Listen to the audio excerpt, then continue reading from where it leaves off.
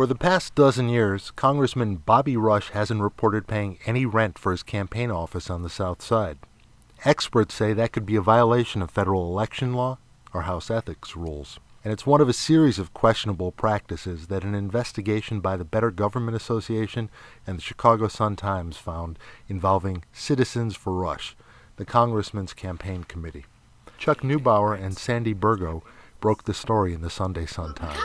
The congressman says he doesn't need to report it because it's not a full-time campaign office and because it's mainly used for storage.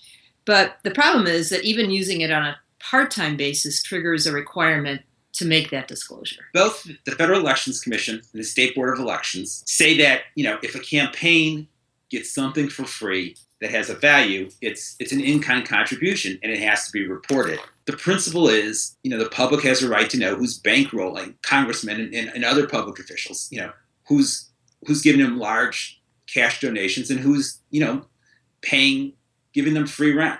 In records they filed with the Cook County Assessor's Office, they said that the rent for the congressman was a little over $20,000 a year. That's the rent that he should be paying, but his campaign records don't show him paying that kind of rent or any kind of rent for this space. The campaign fund also has given more than $196,000 since 2004 to Beloved Community Christian Church, which Rush founded and where he is pastor and president.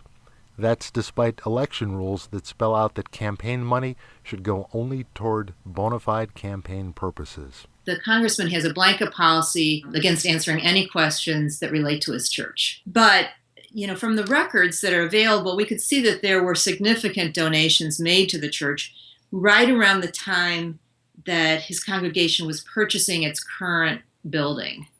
And also right around the time that the church needed money to settle a lawsuit. And the congressman's wife, Carolyn Rush, has been paid a year-round salary since 2007, totaling more than $400,000 as a consultant. That's nearly a quarter of the money the congressman's campaign fund has raised in that time. Last year alone, Carolyn Rush was paid more than $80,000. He's not the only congressman who has a relative work on his campaign. The FEC rule is that you've got to pay them the fair market rate. You can't pay them more. So you basically are supposed to pay your relative what you'd pay an outsider, a non-relative, to do the campaign work. One of the things that distinguishes the campaign payments that go to Mrs. Rush is that they are year-round.